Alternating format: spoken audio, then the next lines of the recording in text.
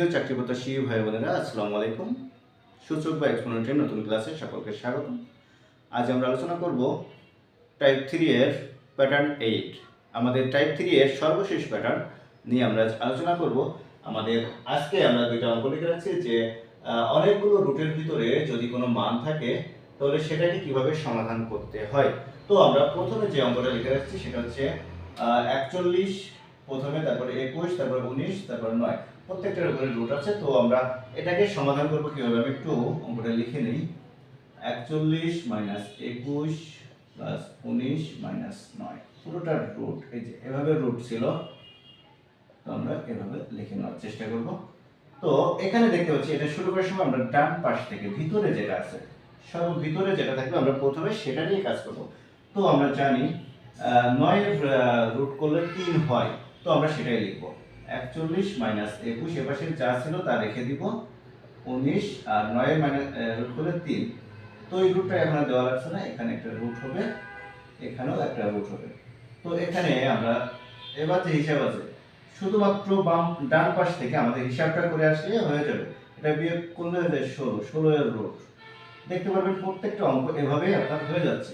তো 41 minus 21 plus 16 এর root করলে 4 হয়, এটা কিন্তু একটা রুটের ভিতরে যাবে, এটাও একটা রুটের ভিতরে। তো 41 মাইনাস 21 25 এর রুট, তো 41 মাইনাস 25 এর রুট করলে 5, পুরোটার রুট।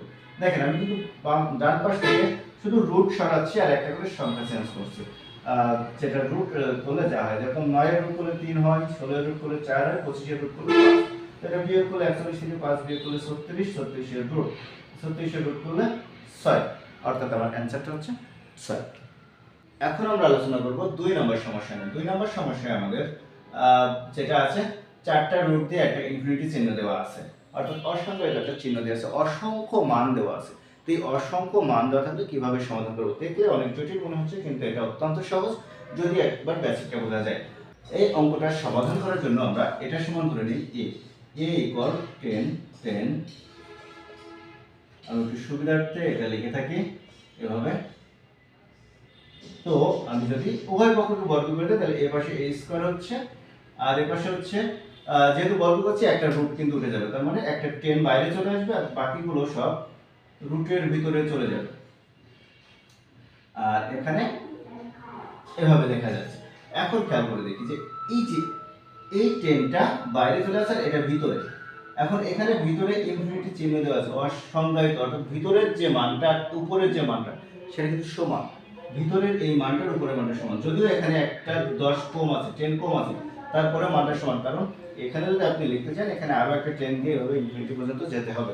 এক্ষেত্রে আমি এটাকে লিখতে পারি 10, আর যেহেতু এই মানটা সমান, এটা সমান আমরা প্রথমে ধরে নিয়েছিলাম a, অর্থাৎ এটা সমান a লিখতে পারি, আর এই পাশে a স্কয়ার থেকে যাচ্ছে। তো এটাকে যদি পাশ চেঞ্জ করে লিখি তাহলে a square minus 10a equal 0। তো এখান থেকে যদি a কমন নেই, a মাইনাস 10 ইকুয়াল 0, তাহলে হয় এটা সমান 0 অথবা এটা সমান 0। তাহলে a সমান 0 অথবা a মাইনাস 10 ইকুয়াল 0 বা a ইকুয়াল 10, অর্থাৎ আমাদের উত্তরটা হচ্ছে 0 অথবা 10। সকলকে ধন্যবাদ এতক্ষণ সাথে থাকার জন্য। দেখা হবে পরবর্তী ক্লাসে নতুন কোনো সমস্যা নিয়ে। আল্লাহ।